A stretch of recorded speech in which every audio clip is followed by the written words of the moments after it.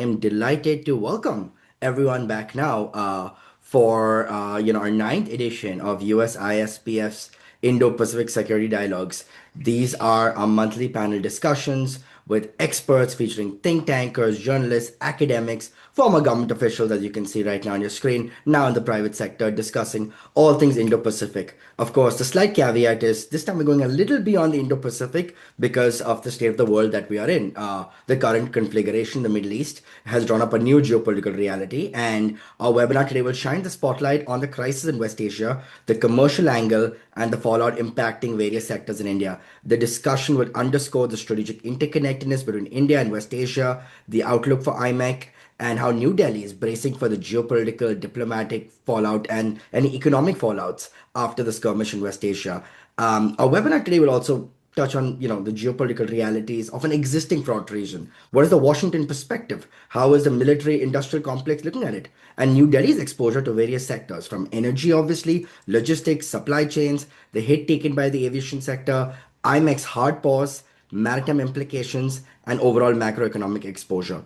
To unpack all of this, I am delighted to have a stellar panel on friends of the show who've been here before. Anthony Renzulli, Associate Partner at DGA-Albright Stonebridge Group and former Director for India at the National Security at the White House. Pramit Chaudhuri, and of course at Eurasia Group, and Vikram Singh, my colleague, Senior Advisor, Defense and Aerospace at USISPF. Gentlemen, welcome to you all. Thanks, I'm Akshay. Akshay Gir- Perfect. I'm Akshay Girdadas with USSPF, and just some housekeeping rules. These conversations are being recorded and will be available at a later date on USSPF YouTube platform. I'm going to start with a few questions, but please keep your questions coming along in the chat box, and we'll try our level best to get to as many as we can in the very limited time span we have. So, Anthony, I want to get the ball rolling with you. It's been a week since the configuration in the Middle East and Iran's been attacked, and since the joint US and Israeli strikes on Tehran, which killed the Iranian Supreme Leader Ayatollah Khamenei, which of course has sparked region-wide tensions. I want to tap into your former NSC hat, and the obvious caveat being you served at a different time and different administrations. And yes, the buck does stop with the commander in chief, but walk us through some of the decision making that would have happened at the highest echelons for an operation of this magnitude. That's a big question, Akshay, and I may actually defer to Vikram, who's been, I think, in different roles in government that may have been a little closer to some of this decision making. So, and I should also caveat, of course, that I don't have insights that are crystal clear in terms of Trump administration decision making. What I'm really watching for, maybe I'll take a slight pivot in my answer and think about it in the context of India. And this regards, what kind of level of consultation do we have right now with New Delhi? I think it's rather underreported that Indian strategic interests in the region are significant, quite significant. And then, of course, India's interest in what is to come in Iran. So that requires, I think, a close level of consultation, but also trust. And trust has been fragile of late between the US and India as a result of issues regarding trade and many others that we've discussed and you've discussed on previous episodes of this. So that piece and the consultation of partners, whether they're NATO allies, strategic partners in the Indo-Pacific, of course, are vital. And there's some evidence that that consultation hasn't been particularly high. In terms of the decision-making at the top level, look, what's driving this, I'm not sure. There is some criticism that the administration hasn't articulated clearly its goals and objectives.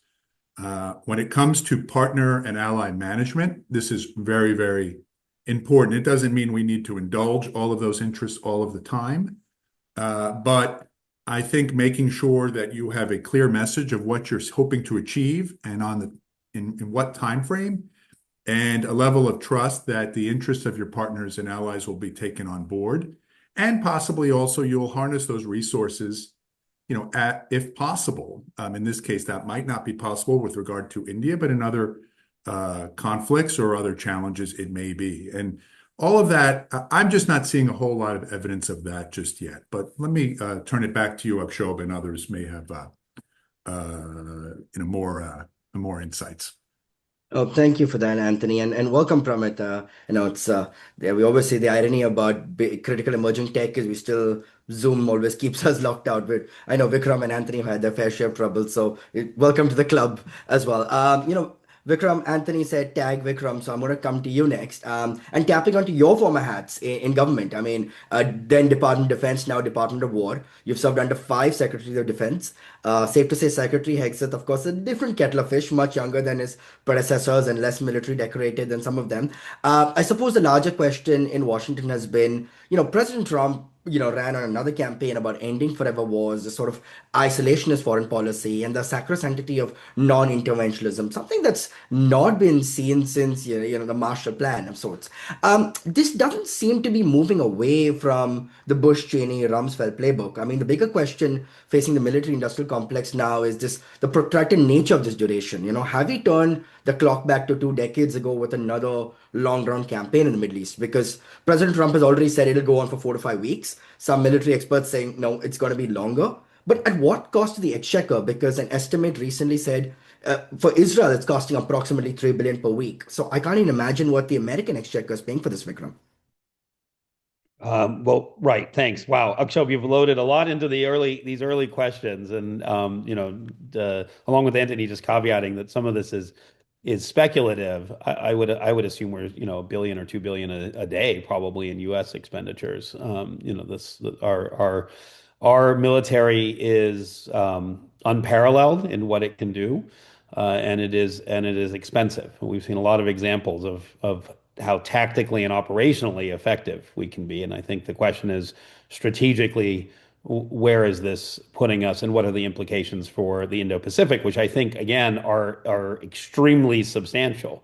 India has 10 million citizens in the region. It depends on the region for the majority of its energy supplies, as do a lot of others across the Indo-Pacific. So this is a huge concern all across the region. I do not think that we are turning back. I take them at their word in this administration that they have no intention to go back to the era of Iraq and Afghanistan. If you think about what happened in those wars 20 years ago, one way it was described is that we didn't go hard enough and we weren't also soft enough. So we were, it wasn't a big enough occupation to lock down the post-war situation and sort of really enforce things and stop the sprouting up of insurgencies and fragmentation. And there were a lot of missteps in the dismantling of the Iraqi army in that case, how we tried to build an Afghan army in that case. There's a lot of specifics that say we went, maybe big but not big enough, and also potentially not small enough. And what we're seeing now is the small enough thesis, which would be, use your overwhelming power, the shock and awe element, to get to a point of changing the situation on the ground. And then, I would have expected some paramilitary and some special forces engagement to try to shape what happens next, but keeping this light touch, not putting a lot of foreign targets essentially out there, not trying to invade and occupy. This right now seems like it's even lighter. Critics would say this is sort of, you know, push over the apple cart and then see what happens, right? And I don't know where that's going to go, but I do not think that we're looking at a large scale ground invasion in any way. And I think that the thesis is that a a better outcome will come than what the status quo ante was. And it's been interesting to see, Iran with a complete decapitation of its top leadership down, the top 40 people in the first go, clearly was still able to maintain control, command and control, and respond, and has been able to hit, countries all across the region, as far as Azerbaijan and a missile even going towards Turkey, and has been able to target critical infrastructure. And so you see that this is a significant challenge, and I think we're sort of in a race of, can they keep firing out while or will we have the ability, the staying power to keep degrading their capabilities? But the big unknown is what happens next. Yeah, absolutely. And just want to caveat we're on March 6th. Plenty of shifting sands when this is being recorded. So, in a few hours or 24 hours, the world could look a lot more different. And before I get to Pramit, just to touch on that, Vikram, I mean, Iran experts will point out that why it's so different is that even with the death of Supreme Leader, unlike Iraq or Syria with Assad or Saddam Hussein, is that it's not just one head of the snake. It's the whole Guardian Council, Expediency Council, and the former Supreme Leader was there for 37 years. So it's sort of well embedded, and it's going to be a little harder. And even though President Trump did say there won't be any deal until unconditional surrender, so we are looking at a little bit of a protracted saga. And on that note, Pramit, I want to come to you next. You're in Delhi, and I want to get the Delhi perspective.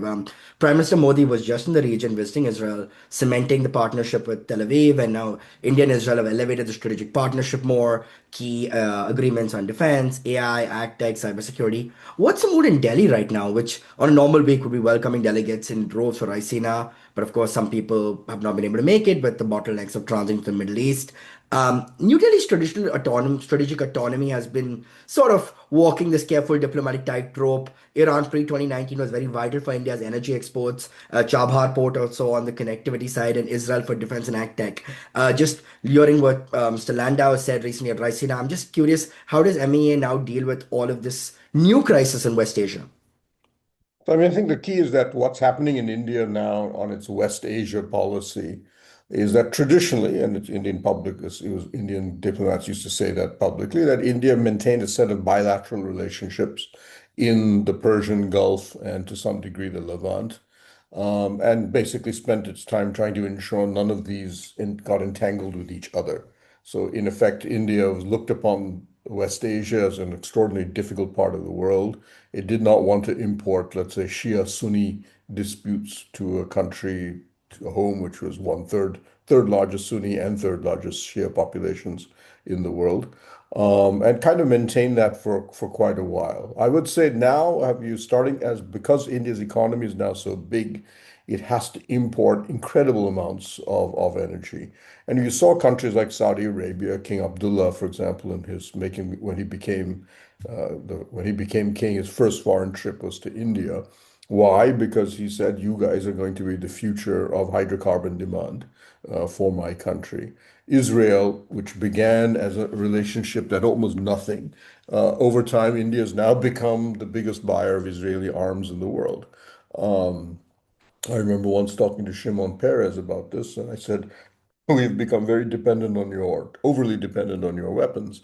And he says, "No, no, the dependency is completely in the other direction. You can never be replaced on the sheer size of what you buy from us. You can always find somebody else to supply you weapons." And then now I think the really big shift has been the United Arab Emirates. And I think this is the real thing that people miss now in the India per West Asia policy, that the number one country for India in the Persian Gulf, literally a head and shoulders above everybody else, is our strategic partnership with the UAE.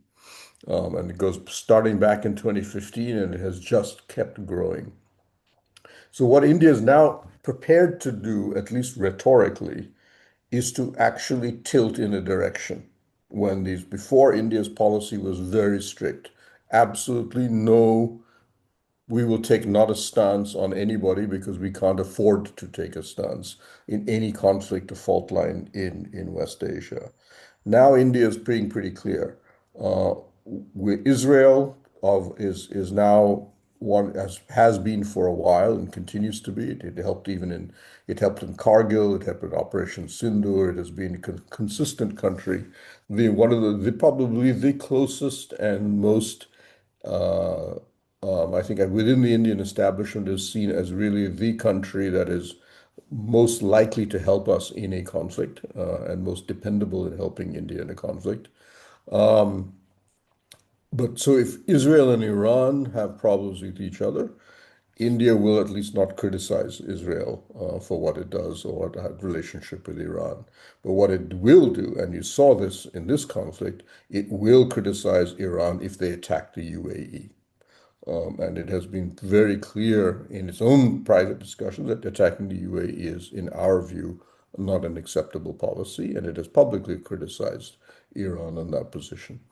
And I think the description of UAE as a transformational relationship is crucial. There are only 3 or 4 countries in the world India describes that gives that title to, and the UAE is at the heart of that in the Gulf. So in many ways now, India does, if you wish, take a side. It doesn't do so militarily, but it is very clear, I think, strategically that it is less concerned about Israel versus Iran and can't do much about what America does, but it is very clear they're trying to secure the United Arab Emirates and Abu Dhabi in particular, something it now sees as absolutely essential to its own strategic posture. Interesting point there, obviously, about UAE and, of course, the vital elements of the diaspora. And long before the India growth story, there was an interesting stat about Kerala's economy. A lot of it was just remittances coming from the Gulf. So that'll be another crucial factor to look into as the crisis goes on. Anthony, we said before on this webinar, I've always said the elephant in the room is a dragon, the China factor. Every crisis like this is always a China factor. And I was listening to China watchers and scholars this week, and an interesting thing came across was Xi's strategy is redolent of the ancient Chinese phrase that sort of notes that sit on the mountains and watch the tigers fight, conserve strength while others exhaust themselves. Redolent of the dung credo of hide your strength, bide your time. Because Beijing doesn't think of alliances the way the US does. They're not security partnerships, they're more economic and strategic resources for China's immediate commitments. And given that China is such a big net import of energy, quarter of all its LNG comes from Qatar, 13% of Iranian crude it goes to China. What does it mean for China's supply shock? Because especially, Trump is anticipated to visit China in a month's time. So when China sneezes, will the world catch a cold? Well, Akshob, let me first I can offer some thoughts on China, but let me just pull it back to India as an example, perhaps, when we think about China's interest in this conflict and how they relate to India. I mean, Vikram said the outcome is likely to be better than the status quo ante. And I think for the United States, that's true. And it will likely be true for Israel. And it could be true for our Gulf partners as well. When you look at the status quo ante, or what may come next, or what may emerge from Iran, whatever new regime may emerge, I'm not so sure that it's going to be better for India. It seems to me there's opportunities for India's adversaries to gain ground in Iran. For all the whatever criticism one may have had of Iran, it had a kind of a strangely, to my observation, sort of balanced kind of approach. It didn't, across the region, historical adversaries like Turkey, relations were pretty good. I've served in Turkey. I've served in Pakistan as well. Pakistan and Iran, of course, have had issues. Pakistan and Turkey are often held up as countries in which, large regional non-Arab Muslim countries that could, offer some insight into what may emerge from Iran. It might look a little bit more like Turkey. Maybe it might look like Pakistan, sort of different kinds of nationalism, for example. In those scenarios, it seems to me that there's challenges for India. And, an Iran that finds itself closer to countries that are, with which India has competitive relations, to say the least, that could be a real challenge. So I could imagine, what I observe in my own foreign policy experience is China that tends to do pretty well with whatever emerges, no matter how far deep it is invested in a partnership. Whether it's Sri Lanka or Bangladesh, they tend to come out okay. I think their foreign policy in many ways is quite adaptable like that, perhaps because it's very sort of investment based. And so I suspect China will make do with what emerges from Iran, but we'll have to see about that. More broadly on China, yes, I think China faces all of the challenges that India faces with regards to supply chains and energy. China had not committed to stop buying Russian oil, for example. Now, I don't know that India committed to do so, although the Trump administration claimed as much. Now we've seen a waiver extended to India. It had always been a challenge on the energy side vis-a-vis, the debates that had been happening, for example, in the previous administration about Russian oil were not only the impact on prices if India were to stop, India is the world's third largest energy consumer, to stop buying the Russian oil that it commenced buying at the start of the Ukraine war, but also that if it were to do so, China would just get even cheaper inputs from Russia. So I find that sort of dynamic quite interesting. So in a sense, there's scenarios in which I think China may be in a slightly more resilient position, but clearly it has interests. I don't see any evidence right now that China is acting in any sort of kinetic way to uphold those interests in the region. And I suspect that it is in part because, sensing that this will likely wrap up in some form or another in a couple of weeks or a few weeks, and that China may be well positioned to take advantage of whatever emerges from the picture in Iran and more broadly. No, thanks for that, Anthony. Vikram, I wanted to take you back to September 2023. Bharat Mandapam, of course, was recently again, decked up for the AI summit, but it played host to the G20 back then and sort of showed India's leadership on the world scale and this sort of standing with the global south. One of the many things that came out of G20 was the IMEC, the India Middle East Economic Corridor, which fair to say had more stops than starts. I mean, of course, October 2023 saw another flashpoint in West Asia with the war in Gaza. And you now have, with the current configuration, LNG facilities attacked, you have naval blockades, the Strait of Hormuz. I'm just wondering, is IMEC facing another soft death or is it just another long hiatus? And, also, what does it mean for supply chains with all the naval blockades right now?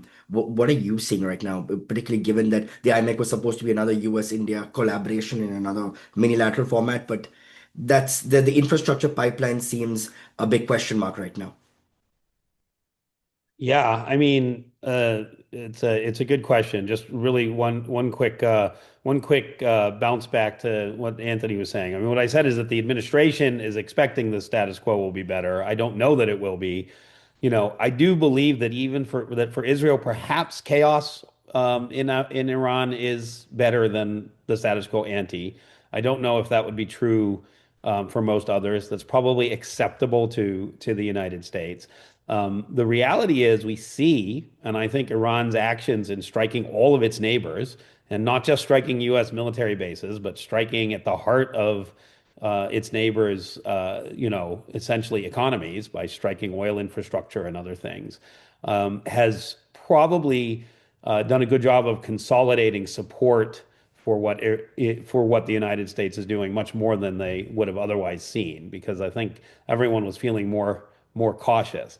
Now that you're seeing the depth of Iran's capabilities, I think a lot of the neighborhood is thinking, wow, at least we're degrading that for some time, because we could have gotten to the point where the theory in the US was they're going to have such good conventional capabilities that we will all be deterred from stopping them from getting a nuclear capability, and that then they would be able to really have free exercise. So like this knocking back of proxies and knocking back of Iran's conventional threats, because Iran lashed out immediately at all of its neighbors, even the ones who were saying we want to have a negotiated settlement, even Oman, which was negotiating, which was actually caring. I think that has actually shifted the sentiments, even if they're not going to publicly celebrate war and people are going to call for diplomacy. I think it has shifted sentiment quite a bit. But I don't think that gives us any certainty about what will happen on the ground in Iran, because at the end of the day, this, like you had said earlier, this very deep entrenched regime, it has the power, it has the guns. The calls for the people to rise up are well and good, and I know the majority of Iranians would much rather live in a different kind of governance structure, but they don't have the tools, as far as I can tell, to do that. And I think chaos in Iran is bad for India and bad for most of the Indo-Pacific, most likely. But stability in Iran if we did get to a better outcome, which would change the equation of the region significantly. And this brings me back to your IMEC question. Right now, IMEC is anchored on sort of India, the big players, UAE, Saudi, and then getting into Europe with Greece, France, Italy, all potentially involved.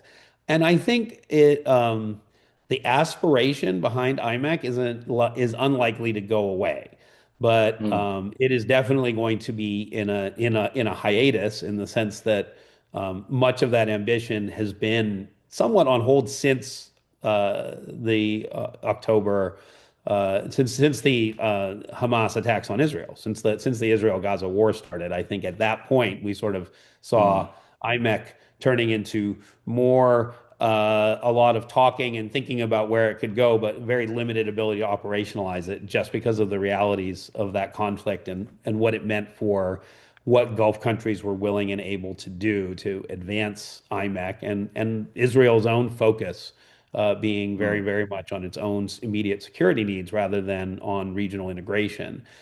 The yeah. vision of regional integration is extremely compelling. And this is now going on 50 years of an unnatural blockage, right? Like a blocked artery that has prevented this Europe, Iran to South Asia, Europe, Middle East, South Asia connectivity to flow in the way it naturally would, and it naturally did until the late 1970s. I'm one of those people Mm, whose, parents were thinking about doing a road trip from Europe to India in the 1970s that only got stopped because of what happened in 1979. And mm, so I think the ambition for IMEC isn't going to go away, but I think mm. we are in a moment of fluidity, and we're going to have to see, you know, it could be a very long time before it can really be operationalized, depending on how things develop. Yeah. 1979. Well, history doesn't repeat itself, but does rhyme. Another West Asia crisis. Yeah, the interesting point about IMEC, before I get to you, Pramit, that a lot of, I think, people who are cautious about it would say that the part one is there with the port from Bombay to Jebel Ali in Dubai, and then, of course, the Israel to Mediterranean. But how do you connect the second parts, the UAE to Saudi to Jordan and vice versa, which, of course, is now even a bigger question with the crisis. And Pramit, speaking of the maritime aspect, I wanted to get to you because the energy-rich Strait of Hormuz, there's the maritime borders between Qatar and Iran are narrow and they're very, very energy rich. LNG, we've seen a force majeure on exports from Qatar after missile and drone strikes hit very key facilities. Of course, this has sort of sparked the sort of LNG sort of supply issues. India, of course, imports majority of this from Qatar, and and furthermore, this disruption in the blockage in the Strait of Hormuz is a very key shipping route, handling 20% of global energy trade, and this is just going to add on to the supply crunch. And do you see like price volatility of back home and inflationary costs going up? Like what are you hearing right now? We haven't seen it yet, but it will happen, yes, because oil prices will definitely spike, if only because of uncertainty factors. India is not overly concerned, at least the governor said it is not concerned about oil, because it has almost 75 days in reserve right now. But it is also, as you know, the American government has just waived India's from Russian sanctions. Even without the waiver, India had already and Russia had already offered India 9.5 million tons of oil on an emergency basis. So on oil, I think India is not overly concerned. The real problem is going to be LNG, and this is not just for India, but all across South Asia, um, because LNG is the feedstock for fertilizer. It is not used in India very much for fuel, as in power. That's very big in Pakistan and Bangladesh, however. But it is used for fertilizer feedstock, and that is going to be an issue. Right now, luckily, India, there is no the harvest is already done, and farmers won't really start sowing till June. But LNG, LPG, because that's used for cooking in households across India, is a related issue. Um, and about 50%, as you said, about 50% of India's LNG comes from Qatar. But we're already, I believe, getting offers from Australia, from Canada, and a few other countries saying that if we are prepared to send you some gas if you're interested. So India's begun the hunt for those additional supplies. India presently has about 30 days of LNG in stock and about 25 days of LPG. Reasonable, but not necessary, depending on how long this war drags out. The prices will spike. India will have to pay a bit extra. Even Russian oil is no discount is now down to $5 a barrel. But India also has $725 billion worth of foreign exchange, so it can absorb the cost. I think the bigger concern for India is that Bangladesh, for example, is a country that will be Mm, teetering on the brink because it does not have the money to pay for it. 60 to 70% of its power is LNG driven. Mm. And it has already begun harvest. It already needs fertilizer for the Boro harvest period right now. So Pakistan is almost equally bad. 30-40% of its power is LNG driven. Its reserves for oil are down to 3 days. It will probably get on a priority basis whatever oil Saudi Arabia gets pipes out through its two pipes, the pipelines that it has that are outside the Red Sea. So it should get through with that. LNG, however, will continue to be an issue for them as well. And you can already see all of these countries have started to ration natural gas for fertilizer production as a concept. The LNG question and the what are you going to, what is your substitute source of urea is probably the single most important question regarding hydrocarbons right now. Yeah, and Pramit, just as you mentioned that just half an hour before the webinar started, someone from Dhaka messaged saying people are panic buying fuel in Dhaka. Most pumps are sold out just about 2 hours. Some people got CNG. I mean, this is a real energy crisis we're going to see playing out in South Asia as well. I just, before I get to Anthony, just a reminder, we're at the halfway mark, so please keep your questions coming in. Keep it curveballs. Anthony, Vikram, and Pramit will be able to hit it out of the park, I'm sure. Anthony, since COVID-19, we haven't seen an aviation crisis like this, grounding flights and stalling economies. Of course, it's only one part of the world, mostly the Middle East, but of course, a very important part of the world, right? Major hubs in Doha, Dubai, Abu Dhabi. I mean, the reason Emirates, Etihad, and Qatar are some of the best airlines in the world is just the geography of where they are, the geographical location and the connectivity east to west as compared to what Qantas probably faces or Cathay Pacific probably faces. With airspace closed, we're talking about people mobility impacted severely, financial hubs that too. We're talking about Dubai being, stalled for right now. I'm just curious, given both the US and India right now, large diaspora in the Middle East, we talked about the remittances from the Gulf. And of course, Americans are stranded in the Middle East and business travel suspended. We were discussing about Ricina, a lot of people not able to go there. I mean, given now you wear your private sector hat and speaking to a lot of business in the Gulf and a lot of your clients, what are you witnessing? It's a good question, Akshay. I did want to just follow up on what Pramit had said and agree with him completely. That fertilizer question, how consequential it is, doesn't sound like much, but I was in Sri Lanka when the fertilizer issue brought down a government there and led to a very serious economic crisis that was triggered. So these shortages really do matter, particularly in countries like Bangladesh that have been undergoing transformational political change at the moment. So it would be a real interesting byproduct, sorry for the pun, to if this crisis in the Gulf yields results that we may not even be envisioning, or impacts rather that we're not fully envisioning right now. On aviation, maybe I'll link it up to, a kind of a core issue. Now I get to wear my State Department hat, which is, of course, the protection of American citizens overseas and our diplomatic missions, which is an issue and often a point of reference between the United States and India in a crisis like this. On the aviation side, we've been making it challenging for airlines around the world to, particularly for U.S. airlines anyway, who are already prescribed from traveling over Iran. So that was obviously adding a lot of it's a competitive disadvantage if you were United or others. And so this only gets more difficult now. I think you'll see Indian Airlines and others that are Air India and others are going to be facing similar challenges. This is not getting any easier, it seems to me. It obviously has an economic impact. It's already been referenced, the number of Indian nationals that live across the region. The remittances are probably the most urgent challenge in the near term if they are to fall off.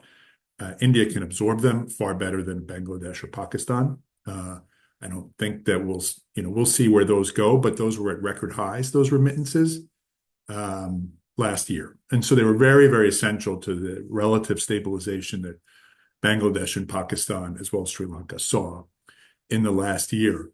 I think an issue that is important, I guess I would sort of toss it out as an observation.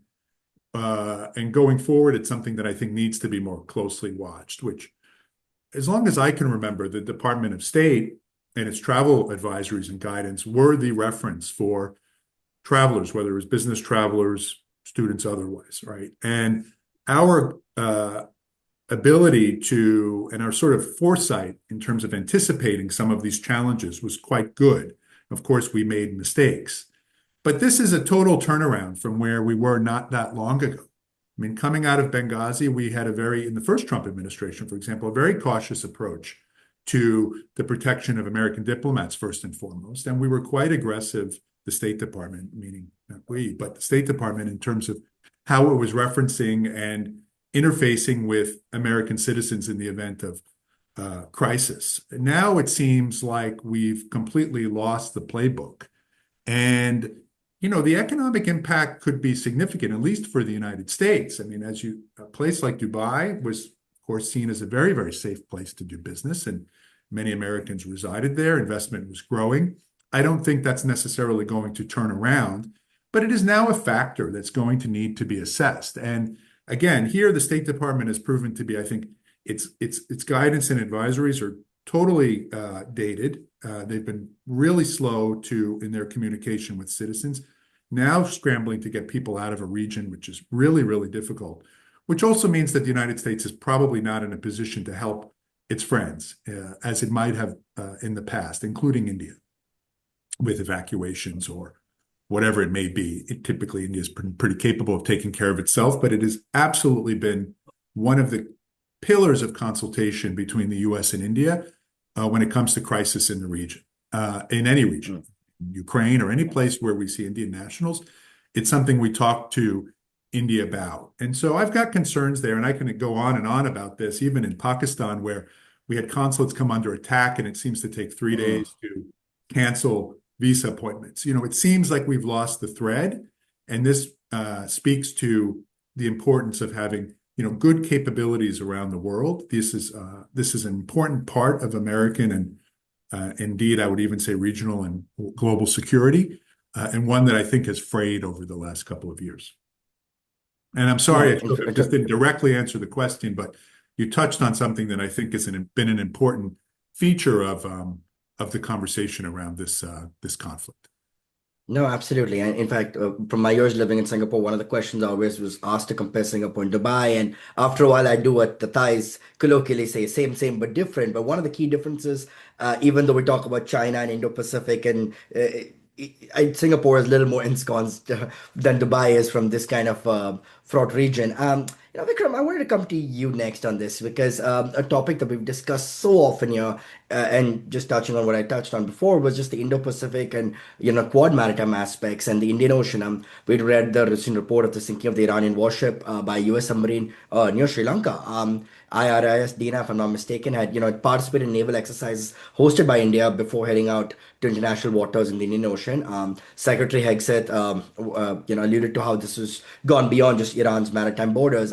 This obviously ignited a debate I'm reading back in India about maritime security in the Indian Ocean, a very sacrosanct region for New Delhi, and but India, of course, has a very large naval presence. Given your past conversations, both wearing a government hat and non-government hat with folks at CENTCOM, Indo-PACOM, and India's naval experts. I mean, this time normally you're at Raisina. I mean, what's your sense? Can this spread a little wider than just the theater of war that we're seeing in West Asia? Well, I mean, look, the United States announced its intention to sink the entire Iranian navy and has proceeded with doing that. And I think it is quite a shock to see the first torpedoing of a warship by the United States since World War II happening right off the coast of Sri Lanka. And you'll see ships trying to hug into territorial waters where they'll be not vulnerable and things of that nature. For the Indians, this is it'll kind of cut both ways. On the one hand, I'm sure there's a lot of discomfort, and Pramit can echo this with the United States conducting a kinetic operation, sinking a ship right off of India's coast, especially if the Indians didn't know this was coming. I think it is just jarring for them to see this, and I think it's jarring for a lot of people. It's like it is quite a spectacular development in this conflict. The other way it cuts, though, is that the U.S.-India maritime security and naval partnership is extremely strong and deep. And if anything, it is an indicator to the Indians of just how much they really need to invest in their maritime security, because it's not just the United States that has these capabilities, but China. And this is sort of a way to, and Russia, of course, but China is the one they'd be concerned about. And this is a little bit of a wake-up call. And, I would note that back to Anthony's earlier point, what kind of consultation is happening? Well, Deputy Secretary of State Landau is there now. The Spacecom Commander, General Whiting, is there now. Admiral Papara was in India 2 weeks ago. The Pacific Fleet Commander was in India recently.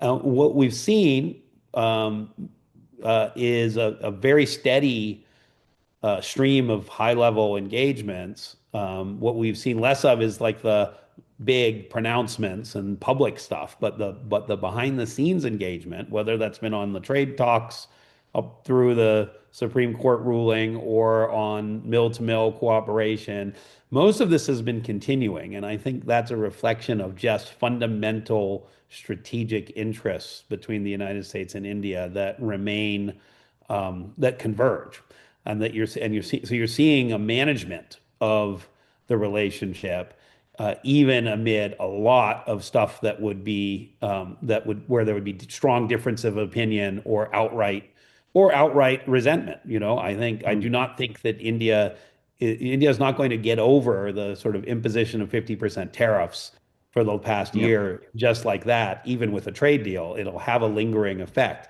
But the pragmatic reality is that the two countries see that they need each other in a lot of ways. They benefit from a lot of Yeah. cooperation. And so India is probably like very disquieted by the sinking of Yeah. a ship that just made a port call to India Mm. and was in a fleet review right in its neighborhood by the United States, its big partner.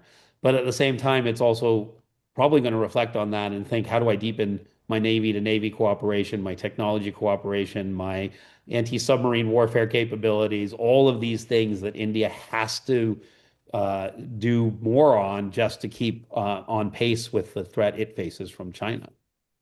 Yeah, I was reading some security commentator said it was a guest of in the Indian Navy at Milan exercises. And I think the beauty about this webinar is experts like yourself prompted my next few questions already. So it's a happy problem to have.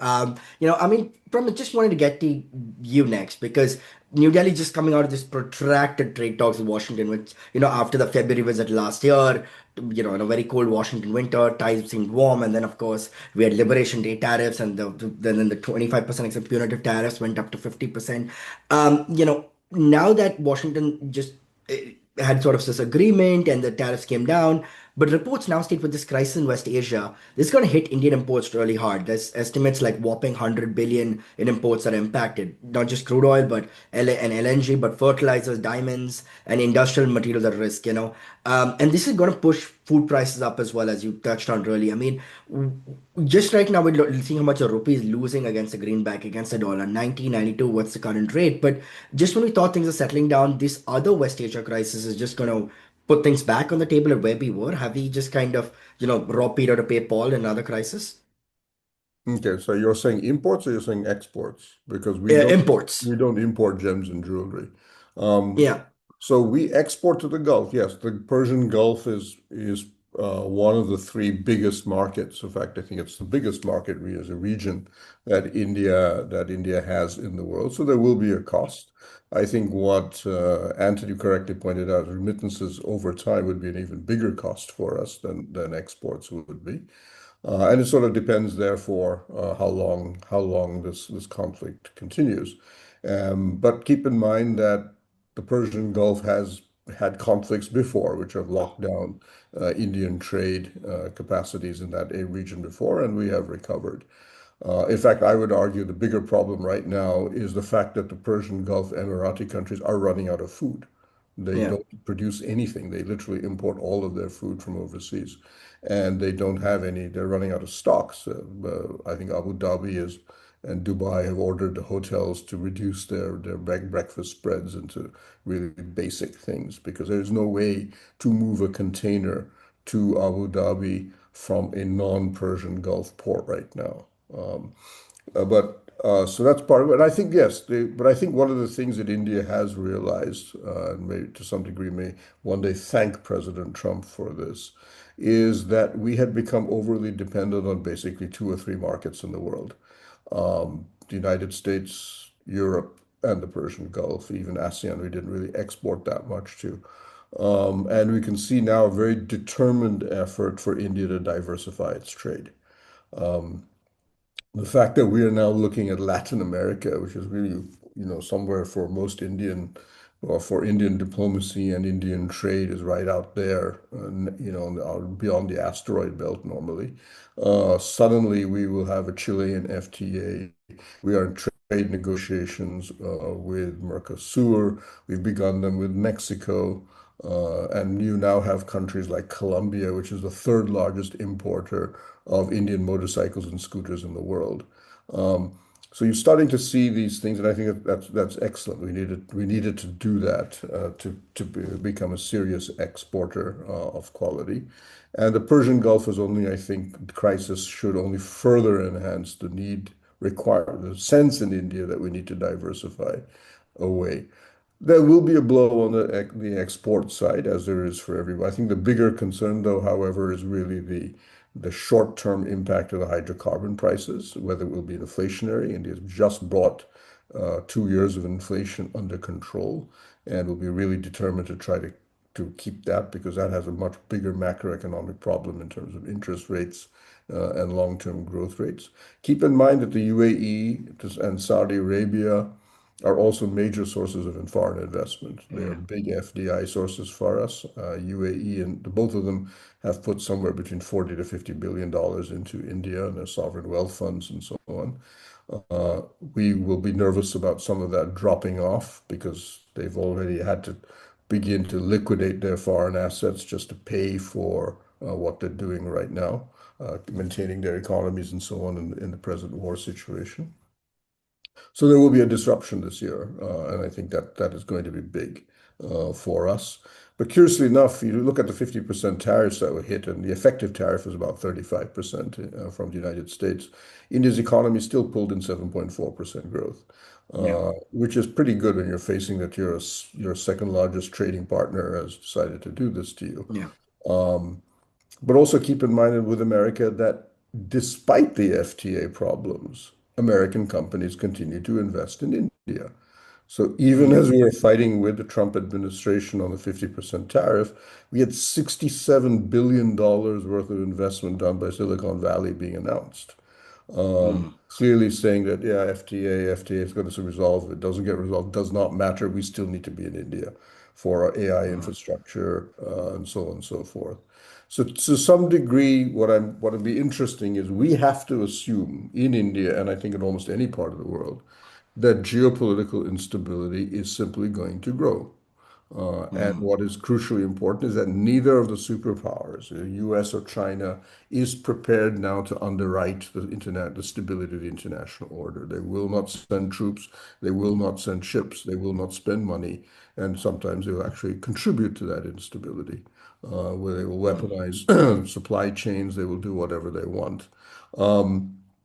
So we need to be preparing. We need to be having, you saw the Indian oil and gas minister Yeah. in the year say, we used to import from 15 countries or 12 countries our oil and gas. We're now moving to 40, right? Because we just want to spread it across the planet. We're going to have to do the same thing with trade if we want to keep our economic growth rates even in the 6 or 7% level.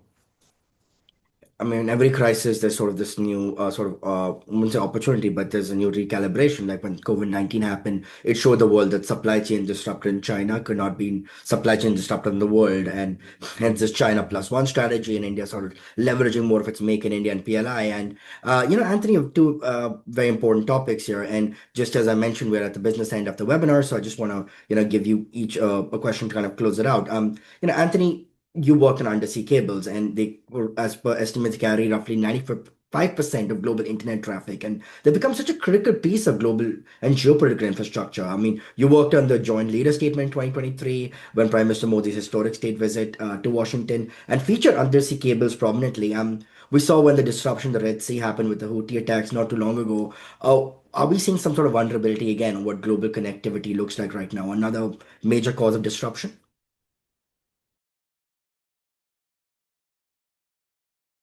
Yeah, I mean, I think connectivity, I mean, undersea cables could be certainly a risk. I haven't thought too much about it, to tell you the truth. Actually, it was an element of our strategic technology cooperation that we had framed out in the last administration. Again, I'm kind of focused as a former diplomat on the quality of our relationship and our strategic partnership between the U.S. and India, and it is sometimes difficult to discern. Of course, to rewind all the way to February 25, the countries had set out an ambitious Mm. agenda for strategic technology cooperation and an AI infrastructure roadmap, et cetera. That was slow to lift off. It still feels like it's kind of crawling, although I think the progress and the better vibes around trade since the interim framework agreement was announced, although we're still waiting for that trade deal that interim agreement to be signed. And maybe we could say something more about that in a moment. Creates some momentum, and we've saw Pax Silica and other sort of AI infrastructure supply chain initiatives being announced. The extent to which these are sort of favorable to India or are meant pretty exclusively to increase investment in the US, whether it's like a zinc smelter, which I think is from Korea, the one Pax Silica deliverable that's been announced, or selling US AI infrastructure technology or US AI technology writ large to India and other partners, is that's the focus. I don't know. I think Pramit's point is taken. Companies are going to continue to move toward India because they have to. India is just a ton of data, and there's lots of opportunity there, and so they're going to want to be a part of that, regardless of any trade agreement, which doesn't have much of a bearing on them. I mean, the tariffs, frankly, don't cover a lot of India's key exports, including electronics.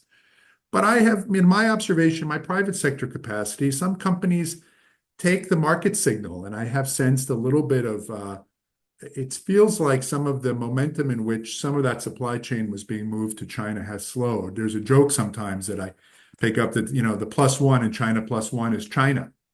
I mean, the order that may be imposed on the region might be the US and China finding, a common ground around not only tariffs, but technology sharing that might, again, may not be bad for India. India is diversifying as it should have been and as it should be, and I think successfully, its trading relationships, and that may also be with China as a result of this new order. But it may be the case that an order is being imposed and by the US and China themselves. We'll have to see what happens next month. I believe Secretary Bessent's going next week, or at least meeting with his counterpart next week. So that's really interesting space to watch amid all of this.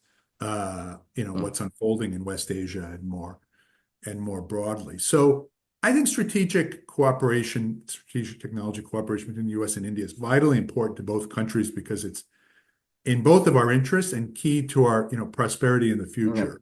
I do worry, and I'll just close out on this, that the noise around us and the irritants that I think India has managed very, very well, because as Vikram said, it's in India's interests in particular, do impede the quality of that cooperation going forward. And I would have liked us to have been a little bit more like the first Trump administration, where we were making, I think, more measurable improvements in the level of strategic cooperation between the two countries. That to me feels a little frozen right now, although there's some signs of.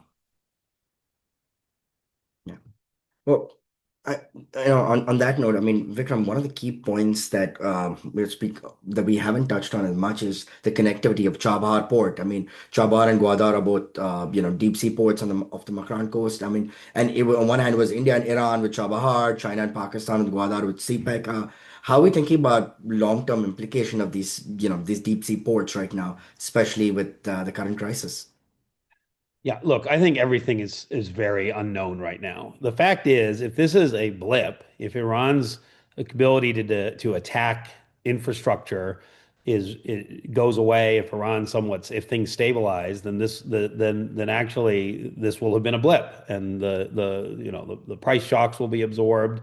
U.S. India cooperation will be strong. I don't I see the stream of visits. I see Ambassador Gore in place as a plug-in directly to the president, and a willingness to a desire to see a good outcome with India as really strong with the America First, you know, hey, we're, as we heard from Deputy Secretary Landau this week, like, we're not going to let you become like the next China. That's not what we're looking for. We want to also win in manufacturing. Now, that could be taken as bad for India. I think it means we just need to both be building our middle class and our manufacturing, not just one of us, right? I think that's what they're looking for. But I was thinking about just the Venezuela change. You see a lot of U.S. officials there this week, and I heard a report that in Venezuela, when you land, you see all the signs in the airport are in Chinese, Russian, and Spanish.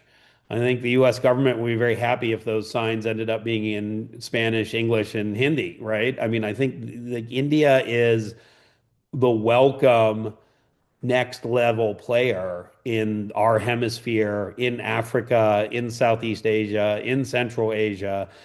To the degree they can engineer it, the US and India want to be doing a lot more together and will mutually benefit from doing a lot more together in these diverse geographies. But I do think, you know, India first for India, America first for America is the way the next 3 years are going to play out. And where those two things work together, I think you will see, like back Silica, I think you will see them trying to actually cooperate. And there'll be forbearance, the sort of 30-day green light on Russian oil purchases to try to mitigate this shows the U.S. is likely also, while it presses hard and it's not just all an embrace, it also is willing to give India some more leeway than it might Mm. for other partners. Yeah. Well, we're almost the witching hour, so Pramit, bring us home. We have taken a scenic route, but are we back in the same place? Russian oil back on the table? Yeah, I mean, Russia never went left the table. India was never going to go to zero anyway, and I don't think the American system was going to push for that. We saw Rubio say that we have asked India not to import any additional oil, and India basically said we will stop buying from sanctioned Russian companies, but legally we have no basis for not buying it from non-sanctioned, and at least the second largest Indian private sector oil company would go under because it happens to be Russian. Nayara is a 100% subsidiary of Rosneft, and we're not going to allow a huge chunk of our oil sector just to disappear into the ground because of this. So I don't think that Russian oil ever really disappeared. The point is really, but obviously it's come back. It'll come back at least temporarily in a very large surge. Russian oil is a type of oil that India refineries can only use in a limited amount. It's the primary variety, West Ural medium, is a medium viscous oil. The heavy viscous oils Indian refineries cannot do or are not interested in adjusting to, but it was always mixed with light Saudi or Iraqi crude by about a 3-to-1 ratio to make it refinable. So you still need to import a huge amount of light crude from somewhere to make even the Russian crude usable for us. Um, so Russian crude will remain important, but I mean the point is that if the Gulf is closed, we don't have too many options. And right now, I think both for the American U.S. government, let alone India, is that global. The point is that oil prices are global. So if there is a supply shortage anywhere in the world, that in order to the global supply is less than global demand, oil prices around the world will rise. It's not about a localized state of affairs. So if you have a shortage because of the Gulf, which will be inevitable, you even as a US government need to get out as much oil as you possibly can from anywhere in the world if you don't want pump prices to rise at home. And it is irrelevant whether it's a Russian oil or India buying it'll affect the United States. So I think that was a sensible decision because it's just an obvious wartime response that is in America's own interest, or at least political interest, to do. The Ukrainians will not be happy about that, and we get that. But right now, there is probably no other option. And India, as has been mentioned, one of the biggest buyers of oil in the world right now. If they decide, if they bid up prices looking for oil, then it's going to impact pump prices in the United States anyway. Mm. Well, we're at the witching hour, so we are a little past the clock. So I wanted to thank Vikram, Pramit, and Anthony. I said the A team, friends of the show, been on this webinar before for dissecting a very complicated matter, all in a matter of 1 hour. So, and if you haven't missed anything there, we are streaming live on YouTube, so you can go back and revisit their pearls of wisdom. And from Carnage, we are moving to Carney. We have started a webinar on Prime Minister Carney's recent visit to India and what that means for Canada-India ties, moderated by my colleague Maha Siddiqui. But we'll be back here on the next Indo-Pacific Security Dialogues. The topic, well, remains to be seen on what the state of the world we're in next week and the next month. So, Vikram, Anthony, Pramit, thank you all so much. Thank you all, everyone, for joining us. Please do revisit this on our YouTube platform. Stay tuned for our next episodes. And until then, have a good weekend. Goodbye for now.